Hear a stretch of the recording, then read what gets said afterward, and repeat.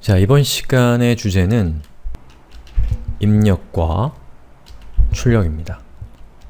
자, 제가 앞선 시간에 입력과 출력에 대한 얘기를 한 적이 있었죠. PHP 애플리케이션이 사용자로부터 데이터를 받는 방법, 폼 이런 거 얘기할 때 했던 거 기억나시나요? 그때 우리가 입력과 출력에 대한 얘기를 했죠. 그때 제가 이렇게 그림을 그렸어요. 자, 이렇게 생긴 박스가 있고 그 박스 안으로 들어오는 것 그리고 나가는 것이 있다고 말씀을 드렸죠. 들어오는 것이 바로 입력이고요. 나가는 것이 출력이었죠. 그리고 그때의 우리 이 박스는 PHP 애플리케이션이 이 박스에 해당되는 거였죠. 자, 근데 이것과 똑같은 원리로 이 중간에 있는 이 박스가 지금 우리는 무엇을 이 박스로 할 것이냐면 함수를 이 박스에 넣을 겁니다. 이 박스, 함수가 이 박스가 되는 것이죠. 즉, 지금까지 우리가 살펴봤던 함수들은 입력도 없고 출력도 없고 그 함수가 동작하도록 되어 있는 모습 그대로가 계속해서 반복되는 함수만 우리가 살펴본 겁니다.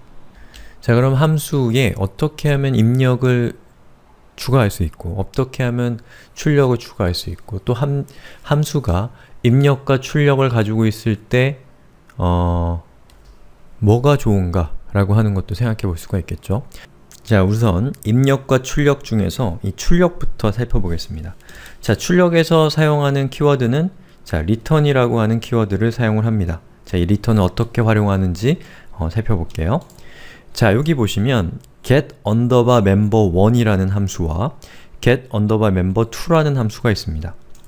자, 제가 여기 있는 get_member1이라는 함수를 호출했을 때 이 함수가 egoing이라고 하는 값을 출력하도록 하기 위해서는 자, egoing이라고 하는 이 텍스트 앞에다가 자, 보시는 것처럼 return이라고 하는 이 키워드를 붙여주게 되면 이 getNumber라는 함수로 호출했을 때 자, 여기에 있는 이 부분에 도착하게 되면 return이라는 키워드 뒤에 있는 egoing이라고 하는 이 값을 이 getMember1이라고 하는 함수가 출력해 주게 되는 겁니다.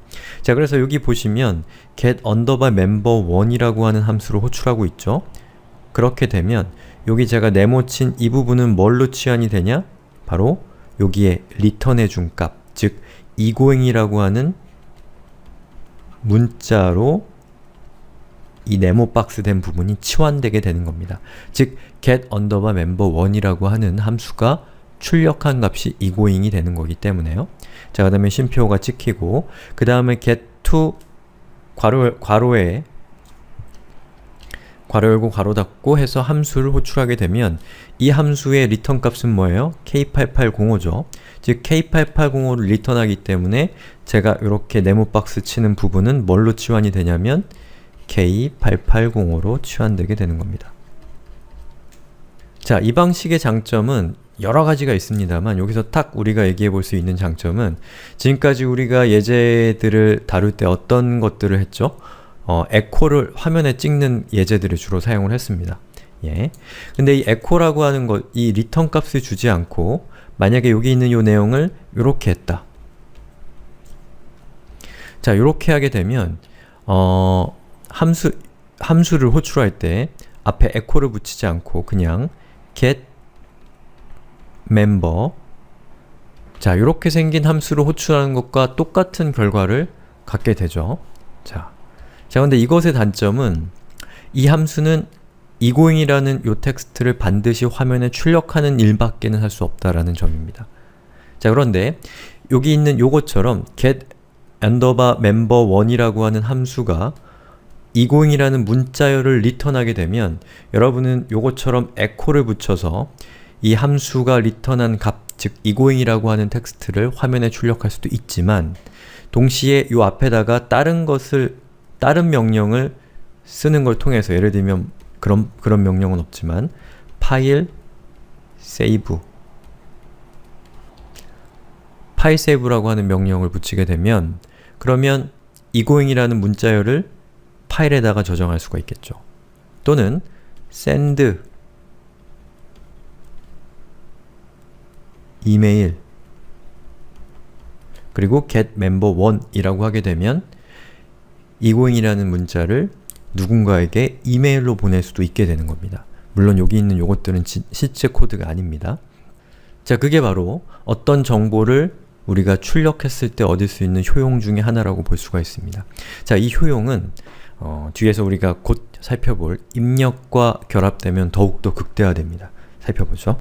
자, 입력을 살펴보기 전에 한 가지만 더 이 return이라고 하는 키워드의 어떤 특성, 속성에 대해서 조금만 더 부가 설명을 드리면 자, 이 return이라고 하는 요 키워드를 만나게 되면 이 컴퓨터는 어떻게 동작하냐면 자, 여기 실행이 되죠? 여기까지 왔습니다. 그래서 요것을 딱 실행하는 순간에 이 함수를 종료합니다.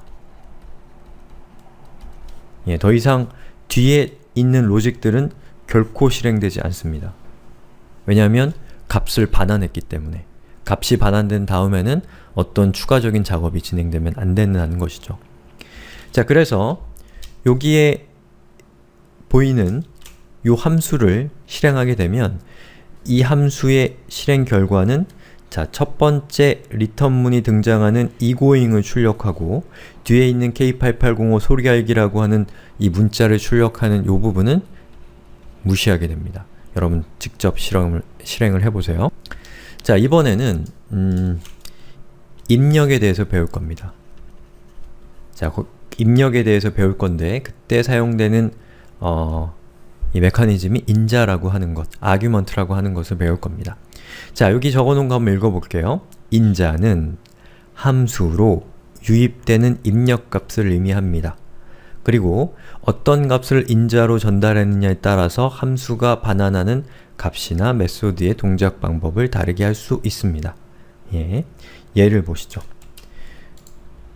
자, 여기 보시면 아까 지금까지 우리가 살펴봤던 이 함수를 호출하는 것과는 좀 다른 모습을 느끼실 수가 있을 겁니다. 자, 뭔가 특이한 게 보이나요? 예, 눈썰미가 좋은 분은 보일 거고요. 안 보이는 분은 피곤해서 그래요. 예. 자, 여기 보시면 자, 제가 하이라이트 표시하는 이 부분이 낯설지 않나요? 자, 요것도 마찬가지로 요 부분이 낯설지 않나요? 지금까지 우리가 함수를 사용할 때 자, f라는 이름의 함수를 호출한다 그러면 괄호 열고 괄호 닫고 세미콜론이 왔습니다. 즉 우리는 이 괄호 안에 무언가를 넣을 수 있다는 생각을 아직은 못 해봤어요. 근데 보시는 것처럼 이 함수는 괄호 안에 무언가를 넣습니다. 자, 이것은 무슨 뜻이냐면 get argument라고 하는 저 함수의 입력값이 1이라는 뜻입니다. get argument라는 요 함수의 입력값이 2라는 뜻이에요. 자, 그럼 그 입력값은 어떻게 함수 내부로 전달이 되냐? 내부는 여기입니다. 중괄호와 중괄호 사이에 있는 부분. 자, 여기 있는 getArgument라는 요 함수를 우리가 호출하게 되면 자, 여기에 있는 요 함수, 정의 부분에 있는 요 함수를 우리는 호출하게 되는 건데 자, 이 함수도 좀 특이점이 있습니다. 어떤 특이점이 있냐? 바로 제가 하이라이트 표시하는 부분이 생겼다라는 것이죠. 어때요? 보시는 것처럼 $aig, 즉 변수 aig라고 하는 놈이 여기에 위치하고 있습니다. 자, 이 얘기는 뭐냐면 우리가 getArgument라는 함수로 호출했을 때 요 입력값이라고 제가 말씀드렸던 이 1이라고 하는 값이 바로 변수 arg라고 하는 저 변수의 값이 된다는 겁니다. 그러면 요 중괄호와 중괄호 사이, 즉 함수의 내용 부분 안에서는, 함수의 내용 안에서는 마치 여기에 이 함수의 내용의 첫 번째 줄에 요 첫 번째 줄에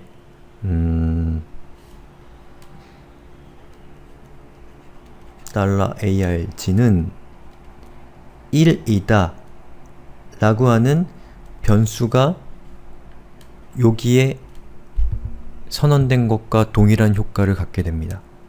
그렇기 때문에 이 return 뒤에 따라오는 aig라고 하는 이 변수의 값은 1이 되는 것이죠. 자, 마찬가지로 자, getArgument라는 함수를 호출했을 때 우리가 2라고 하는 입력값을 주게 되면 이 2란 입력값은 요 aig라고 하는 변수의 값이 됩니다.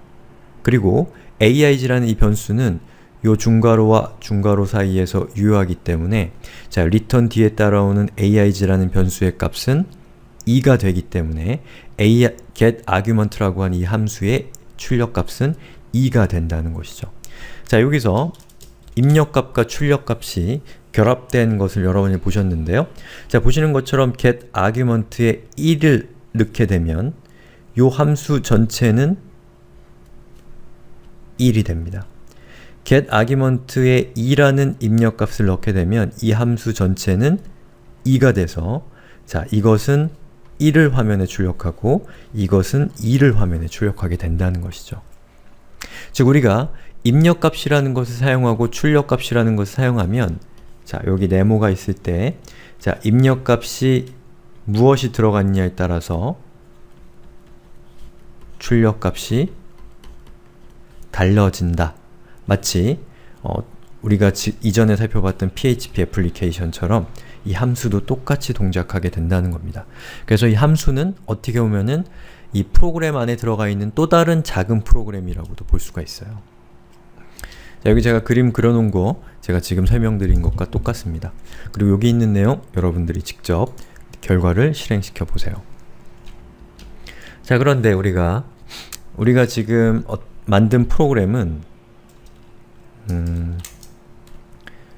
자, 여기 프로그램이라기보다는 우리가 지금 만든 함수는 자, 입력값이 있고 그 입력값에 대해서 출력값이 있는데 자, 단 하나의 입력값만을 받는 함수를 우리가 알아봤습니다. 자, 요거 보이시죠? 요게 단 하나라는 거죠. 근데 입력값이 여러 개를 받고 싶은 경우도 있을 수가 있습니다. 그런 경우에는 어떻게 하느냐 라고 하는 예제입니다. 자, 코드를 보시죠. 자, 이 코드에 있는 내용을 보면은 자, 코드의 내용을 보면은 자, 보시는 것처럼 함수를 호출할 때 이전 것과는 다르게 자, 제가 강조하는 부분 잘 보세요. 입력값 하나 샀죠? 그런데 이번에는 입력값이 또 등장합니다. 이거 잘 안 보이네요. 자, 잘 안 보여서 다른 걸로 자, 입력값을 넣는데 입력값을 또 넣습니다. 그리고 그것과 그것 사이에는 보시는 것처럼 요 콤마가 이렇게 있습니다. 자, 이게 바로 복수의 입력값을 우리가 getArgument라고 하는 함수에게 부여한 겁니다. 즉, 그림으로 그려보면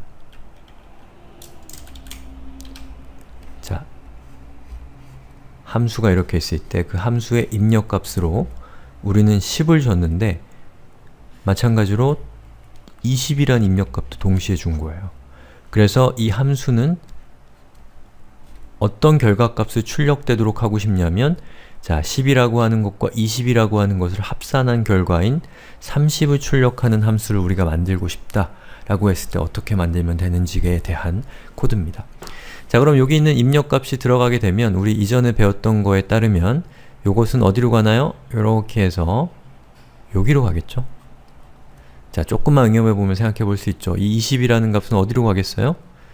요렇게 해서 자, 두 번째 입력값, 두 번째 변수인 $arg2라고 하는 저 변수로 가게 됩니다. 자, 그러면 여기에 있는 $arg1과 $arg2라고 하는 저 두 개의 변수가 세팅이 된 거고 이 두 개의 변수는 이 안에서 이거 오타입니다. 자, 어떻게 이런 오타를 냈을까요? 자, return입니다. 자, 이 두 개의 변수 자, 여기에 들어있는 것은 10이고 여기에 들어있는 것은 20입니다. 그러면 이것이 이 변수가 이 함수의 본체로 들어갔을 때는 여기에는 10이 들어가고 여기에는 20이 들어가기 때문에 10과 20을 더한 값이 return 돼서 자, 여기 제가 강조 표시하는 요 박스는 뭘로 치환이 되느냐? 30으로 치환이 돼서 echo를 만나면 화면에 30을 출력하게 되는 것이죠. 아시겠죠? 이 뒤에 거는 뭐 제가 간단하게 설명드려도 될 것 같아요. 자, 첫 번째 자리가 20이고 두 번째 자리가 30이니까 AIG1은 20이고 AIG2는 30입니다. 자, 그러면 여기에는 20이 들어가고 여기는 30이 들어가기 때문에 이 두 개를 합한 결과인 50이 펑션 아니라고 했죠? return 되면서 요만큼은 50이 돼서 얘를 만나서 결과는 50을 화면에 출력하게 됩니다. 자, 그럼 용어 정리만 좀 하고 이번 동영상을 마무리할게요. 자, 우선 우리가 여기에 요 함수를 정의할 때 자, 여기에 변수를 이렇게 할당을 해놨죠. 자, 그러면 여기 있는 요것들을 뭐라고 하냐면 우리말로는 인자라고 하고 영어로는 AIGU ambient argument라고 합니다. 그래서 여기에 있는 요거는 어떻게 얘기할 수 있냐면 인자가 두 개다. 자, 요거는 첫 번째 인자, 요거는 두 번째 인자. 인자가 뭔지 아시겠죠? 그리고 이 인자가 이 함수의 본체 안에서 사용되게 되는데 그 사용되는 맥락에서 이러한 것들, 이 함수 안에서만 의미 있는 어떤 변수들을 뭐라고 하냐면 지역 변수라고 합니다. 자, 이거는 전역 변수라는 것과 대비되는 것인데 그거는 뒤에 후속 동영상에서 살펴보고 이렇게 용어를 간단하게 정리하고 이번 동영상은 여기까지 하겠습니다.